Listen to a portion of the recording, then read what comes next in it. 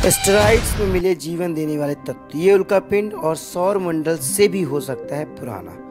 दोस्तों, वैज्ञानिकों ने हमारे सौर मंडल में सबसे पुराने उल्कापिंडों की खोज की है और उनके एलिमेंट की स्टडी भी की है, यानी जो भी तत्व उसमें मिले हैं वो तत्व को जीवन की शुरुआत आखिर कैसे हुई, इसके बारे में भी रिसर्च करने में काफ़ी मदद मिल सकती है।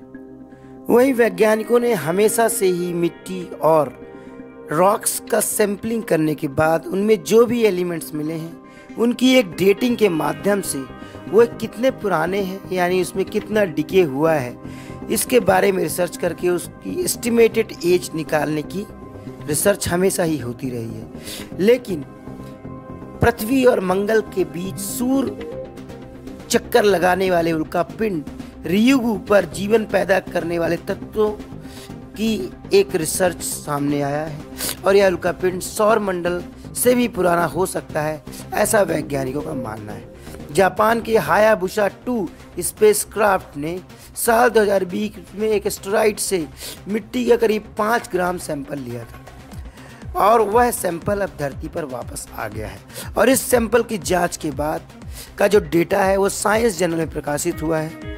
वहीं इस रिसर्च में इस बात का खुलासा हुआ है कि इसमें जो एलिमेंट पाए गए हैं वह हमारे सौर मंडल से भी ज़्यादा पुराने हो सकते हैं। लेकिन प्रीबायोटिक तत्वों में मिले इस बात की पुष्टि करते हैं कि हमारे बुरे पर्यावरण में भी जीवन पनपने की व्यवस्था हो सकती है। वही बुरा पर्यावरण मतलब ज़्यादा सौर लहर और गर्मी, अल्ट्रावायलेट रेडिएशन, साथ ही तीव्र वैक्यूम जैसी स्थिति भी हो सकती है। वहीं क्यूसी यूनिवर्सिटी के प्रमुख शोधकर्ता हिरोशी नागो ने बताया कि रियुगु की मिट्टी से पता चलता है कि वह जीवन के तत्वों को बचाने में सक्षम है।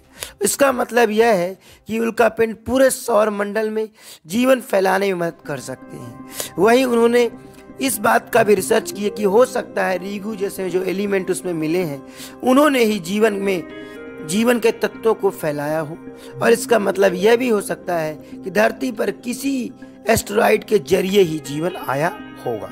वहीं रियुगु की मिट्टी में carbon, hydrogen, nitrogen, oxygen, sulphur और 15 अमीनो एसिड मिले। इसके अलावा नाइट्रोजन युक्त एमीन्स और कार्बोजिलिक एसिड भी मिले हैं जो कि कार्बन, हाइड्रोजन, ऑक्सीजन के मिश्रण से बनते हैं। लेकिन शोधकर्ताओं को रियुगु की मिट्टी में शुगर और न्यूक्लियोबेसिस नहीं मिले जिनसे डीएनए और आरएनए का निर्माण होता है। तो आज वैज्ञानिक इस बात का अनुमान लगा रहे हैं कि रियुगु जैसे एस्टेरॉइड से ही जीवन पृथ्वी पर आया होगा और अन्य ग्रहों में भी जीवन पनपा होगा। नमस्कार।